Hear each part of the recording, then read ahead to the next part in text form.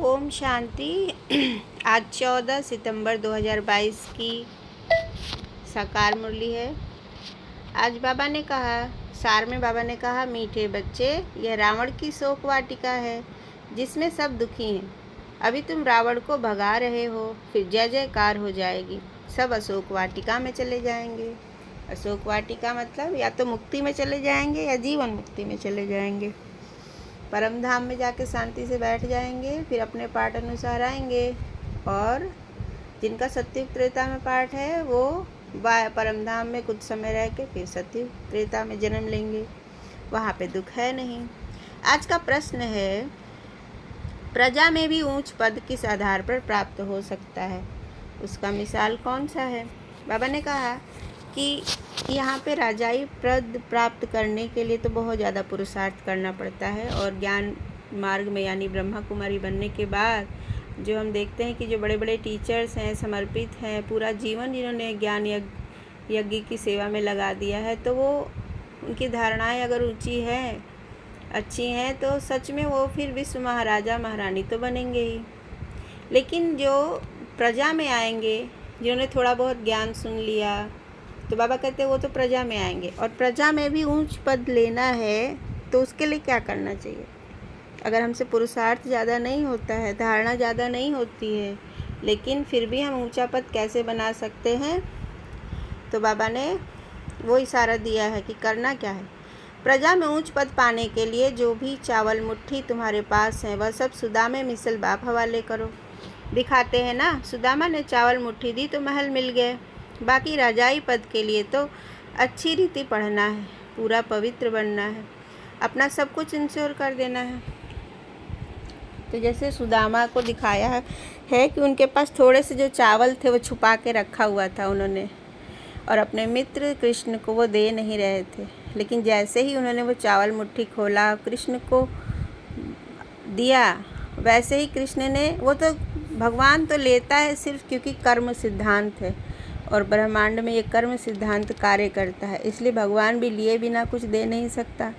तो इसलिए बाबा कहते हैं कि तुम अपना सफल करो इस ज्ञान यज्ञ में भी। जो भी तुम्हारे पास धन, 1 रुपया, 2 रुपया, 10 रुपया, 20 रुपया भी निकालते हो, जो भी तुम्हारे पास निकाल सकते हो अपना गृहस्थी चलाने के बाद, तो वो तुम इस यज्ञ में लगाओ, बाबा ये कह रहे हैं।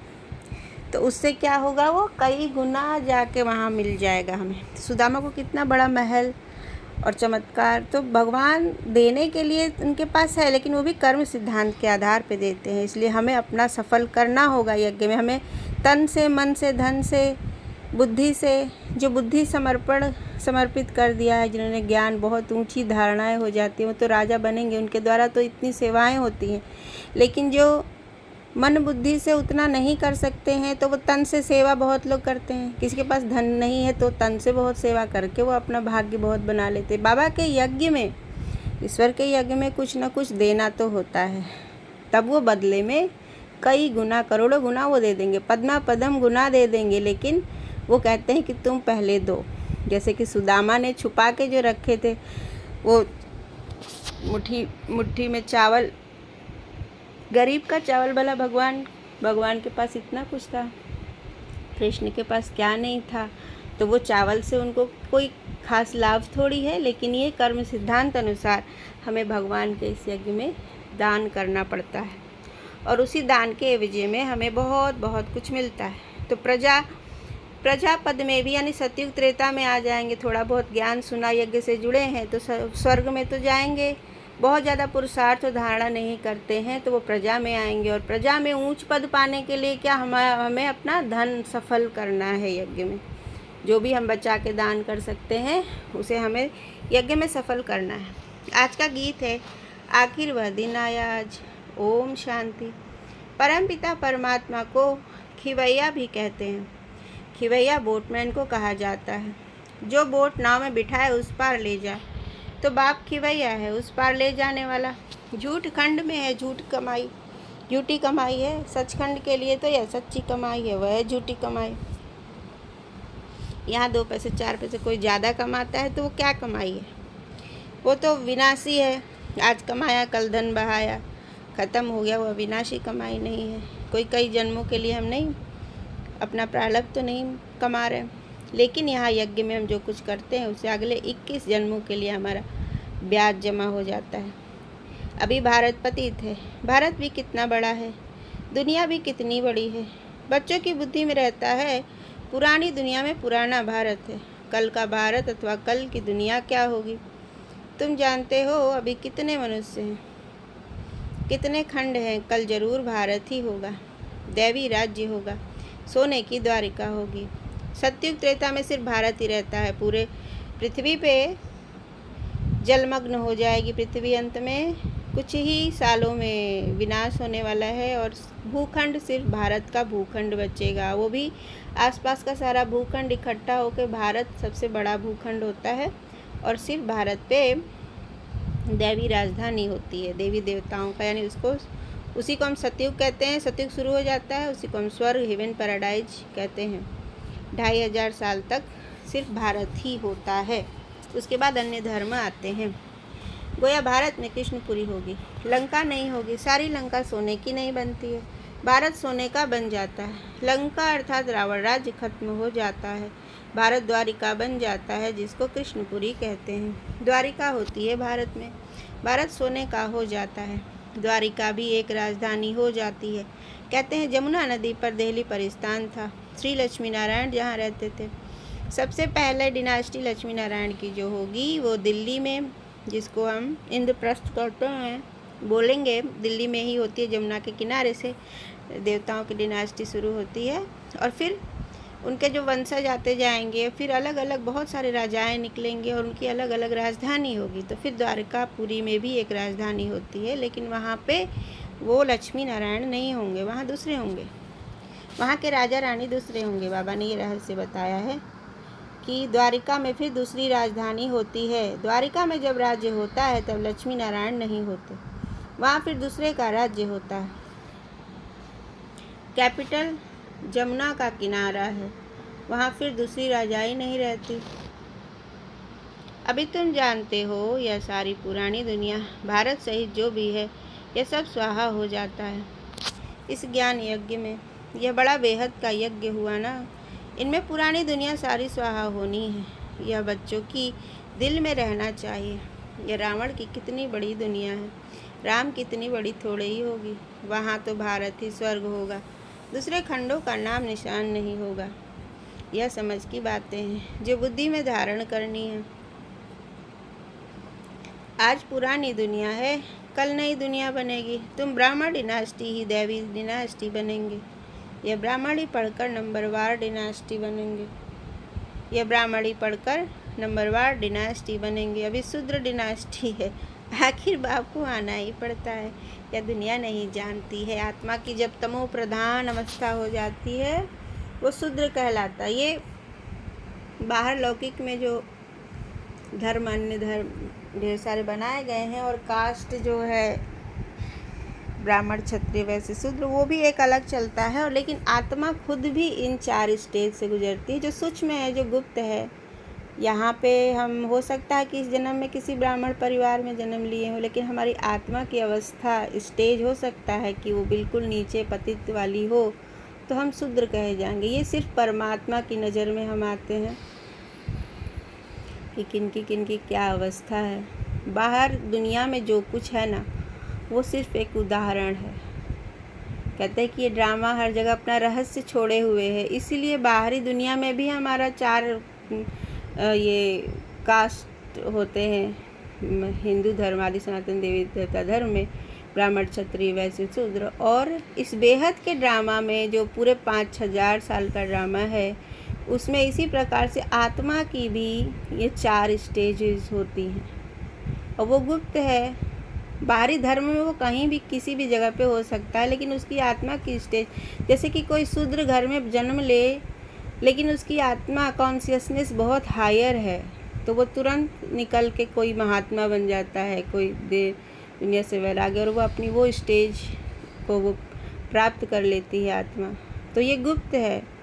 आत्मा भी इन 4 स्टेज से गुजरती है, सत्व प्रधान और फिर रजो तमो, और अंत में आत्मा अंतिम जन्म में उसकी शूद्र की अवस्था, यानी शूद्र बोलेंगे कि वो तमो प्रधान हो चुकी है, आत्मा शूद्र डिनाइस्टी है।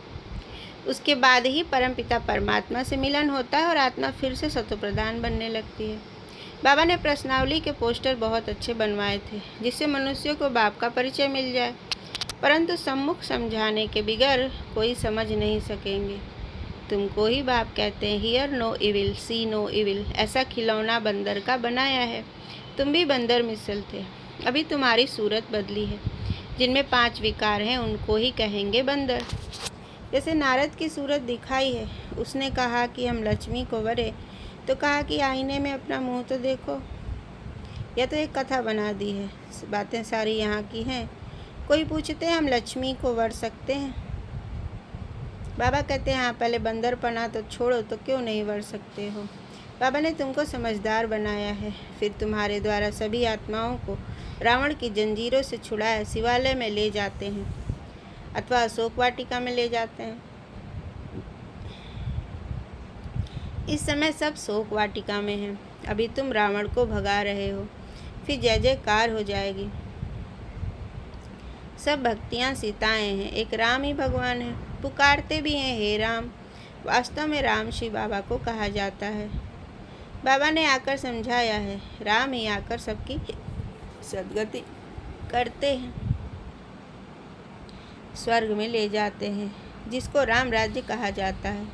बाबा ने पोस्टर बहुत अच्छे बनवाए थे। तुम बच्चों को गीता पाठशालाओं में जाकर समझाना है। हम लिखते भी हैं परमपिता, फिर पूछते हैं कि परमपिता परमात्मा के साथ आपका क्या संबंध है? जरूर कहेंगे वह सबका बाप है। अच्छा, जब हम उनके बच्चे हैं, वह तो बेहद का बाप नई दुनिया रचने वाला है, फिर तो हमको जरूर स्वर्ग में होना चाहिए। यहाँ नर्क पतित दुनिया में क्यों पड़े हो? लक्ष्मी नारायण का राज्य क्यों नहीं है? भारत को स्वर्ग का स्वराज्य था ना, अब कलयुग में रावण राज्य है। तुम स्वर्ग के मालिक थे ना, और कोई धर्म नहीं था। आज से 5000 वर्ष पहले लक्ष्मी नारायण का राज्य था। राजाएं भी डबल सिर ताज थे, पवित्रता का भी ताज था और रतन जड़ित ताज भी था। राम राज्य तो पीछे होता है, तो बुद्धि में आना चाहिए कि भारत में बरोबर इन्हों का राज्य था। ये लक्ष्मी नारायण ही पहले पहले नंबर के हैं। सतयुग में दैवी गुणों वाले मनुष्य थे, फिर 84 जन्म भी इन्हों को ही लेने पड़ते हैं। अब वह लक्ष्मी नारायण कहाँ है? सब पतित दुनिया में है ना। फिर उन्हों को बाप बैठ राजयोग सिखलाते हैं। जिन्होंने अपना राज्य गंवाया है, वही फिर राजधानी प्राप्त करने के लिए फिर से राजयोग सीख रहे हैं। तुमको याद है कि हम हर 5000 वर्ष बाद राज्य लेने बाप द्वारा राजयोग सीखते हैं। आधा कल्प सुख का राज्य करते हैं, फिर आधा कल्प रावण राज्य में दुख का राज्य होता है। अभी हम फिर पढ़ रहे हैं।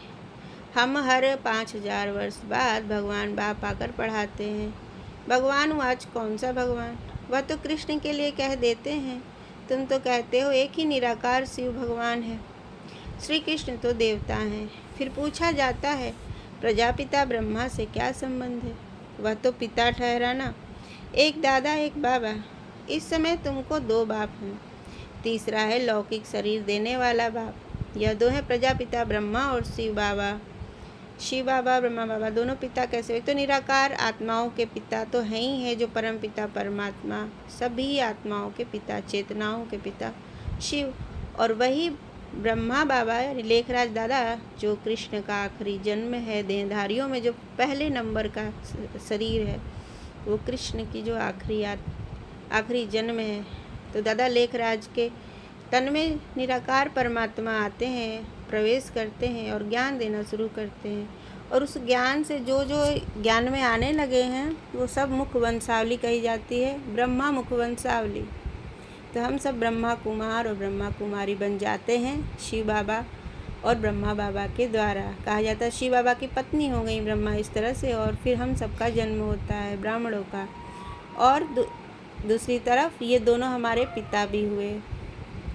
एक हमारा पारलौकिक पिता हो गया शिव निराकार, पार्वतन से आया है ना ऊपर से, और इनको कहते हैं हम अलौकिक पिता ब्रह्मा बाबा, जो कि मुख वंशावली इनकी होती है, यानी मुख से ज्ञान सुना के जन्म दिया है, तो इनको हम लोग अलौकिक पिता कहते हैं। तो इस प्रकार ये 2 पिता हो गए हमारे, और तीसरा हमारे लौकिक पिता। जो शरीर में जन्म देते हैं, जो इस जन्म में हमें जिन्होंने जन्म दिया है, जो हमारे देह के पिता हैं, इनको हम लौकिक पिता कहते हैं। तो पारलौकिक, अलौकिक और लौकिक 3 पिता हो जाते हैं हमारे यहाँ संगम पे। लौकिक बाप से तुम हद का वर्षा लेते हो। लौकिक पिता से जो हमारी ज़मीन जायदाद जो हमें मिलती है ज़मींदारी, वो हमारा हद का वर्षा है। और पारलौकिक बाप कहते हैं मेरे से बेहद का वर्षा लो। और पारलौकिक शिव बाबा से हमें क्या मिल रहा है? हमें अपने सारे जन्मों के लिए यहाँ मिल रहा है, यानी हम जो 84 जन्म लेते हैं उसके लिए जो जो चाहिए हमें राज्य भाग, गुण, शक्तियाँ, आत्मा में राज्य करने की जो राजाओं में जो गुण होते हैं वो सब हमें प्राप्त हो रहा है। और साथ ही साथ सारा स्थूल धन भी प्राप्त होगा कई जन्मों में। तो हमें पारलौकिक पिता से यहाँ पे बेहद का वर्षा मिल रहा है। परम पिता परमात्मा आकर पतितों को पावन बनाते हैं और राज्य करने लायक बनाते हैं। तीसरा प्रश्न फिर पूछा जाता है कि गीता का भगवान कौन? मनुष्य तो कह देते हैं श्री कृष्ण। तुम कहते हो कृष्ण गीता का भगवान है नहीं। प्रजापिता ब्रह्मा को भी भगवान नहीं कहा जाता। ब्रह्मा भी भगवान नहीं, कृष्ण भी भगवान नहीं। वो निराकार जो एक ऊर्जा है, वो चेतना है, देह तो है ही नहीं उसके पास। शंकर भी भगवान नहीं है। शंकर तपस्वी स्वरूप है, खाली वो हमारा ही स्वरूप है। लेकिन जो शिव हैं, शिव नाम दिया हुआ आदि सनातन धर्म का है। बाकी धर्म वाले कोई अल्लाह, कोई गॉड फादर जो भी बोलते हैं, लेकिन वो एक ही है।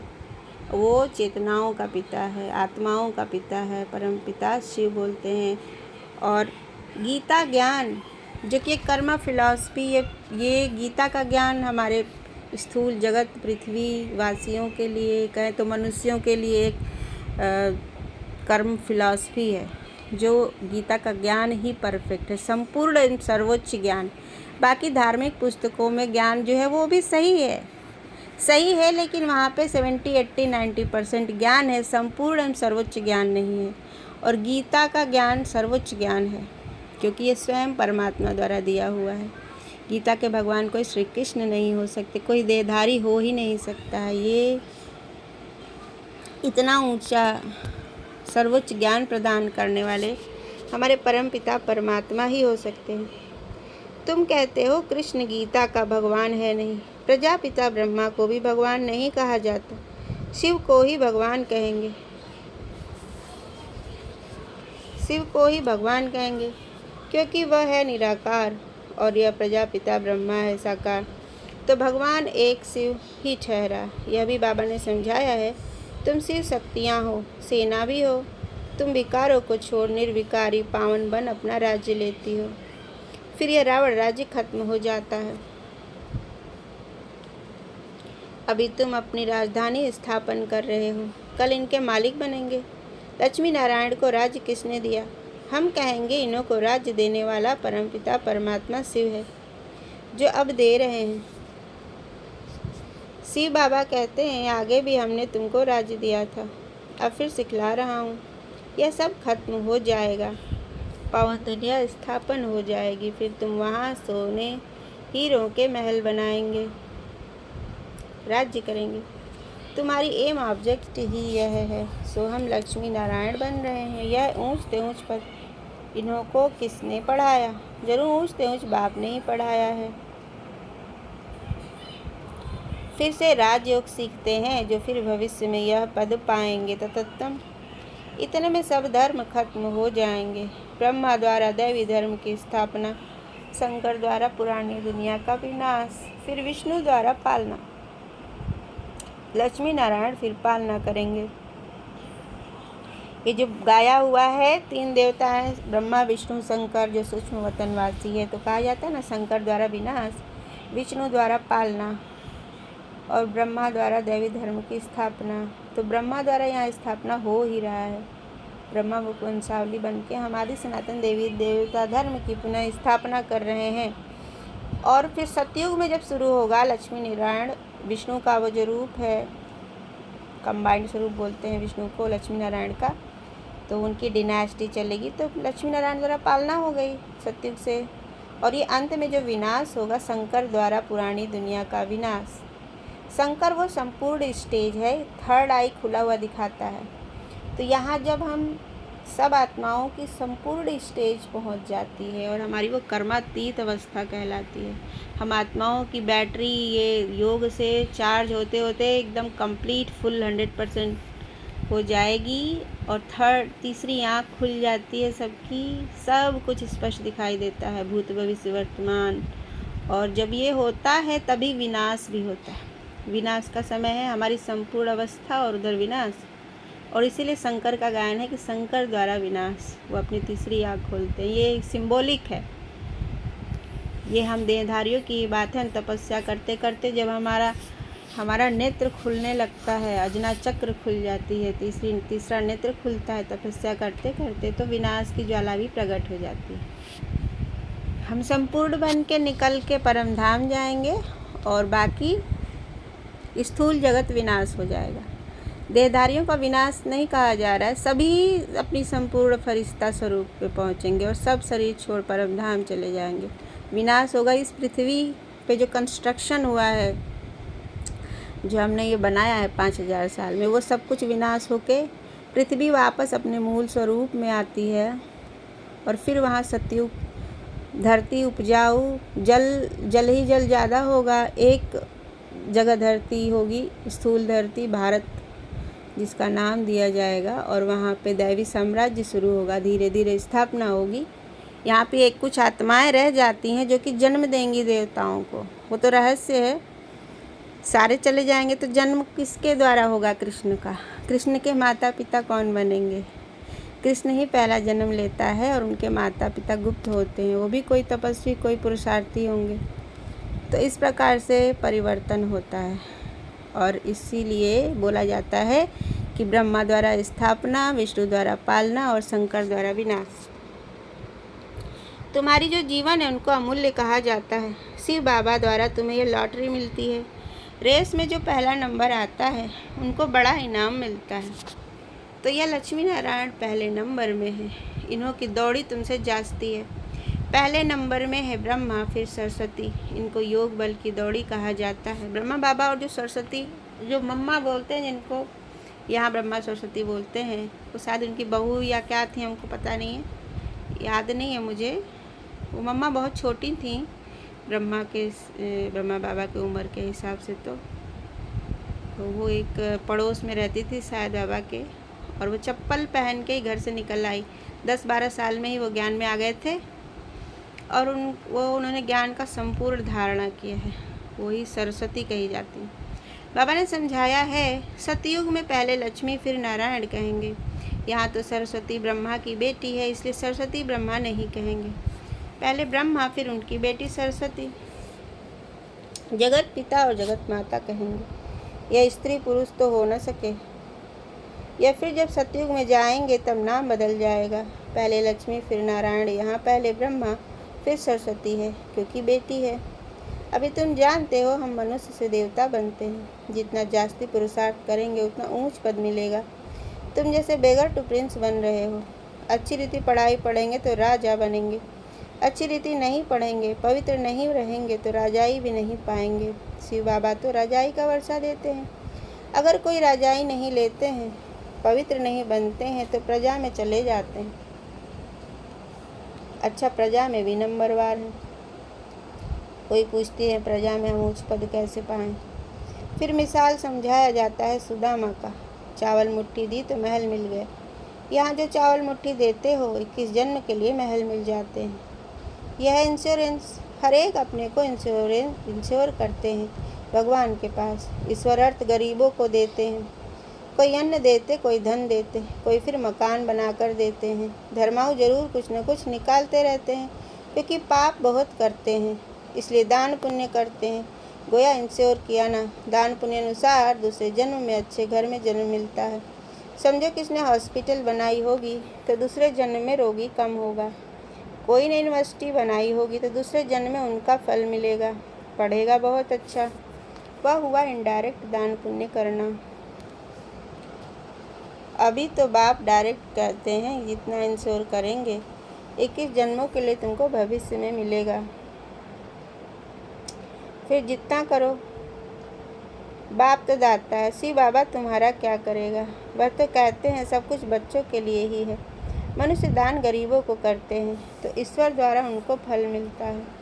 यहाँ भी शिव बाबा कहते हैं तुम मुट्ठी देते हो तो नई दुनिया में तुम्हें 21 जन्मों के लिए फल मिलेगा।